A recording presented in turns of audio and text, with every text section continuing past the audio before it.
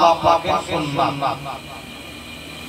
কারণ আমরা যখন পবিত্র কোরআন পাক খুলি, এই পবিত্র কোরআন কারীমের মধ্যে আল্লাহর প্রশংসা আছে, নবীর প্রশংসা আছে এবং আল্লাহর ওলিদের প্রশংসা আছে।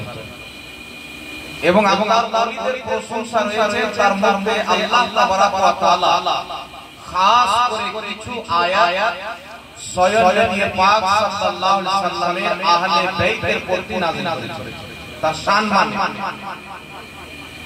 এবং কোরআনুল কারীমের পর আমরা সকলে জানি যে কোরআনুল কারীমের পর সবচেয়ে প্রসিদ্ধ কিতাব হচ্ছে বুখারী, মুসলিম, তিরমিজি, আবু দাউদ, অসংখ্য হাদিসের কিতাব রয়েছে।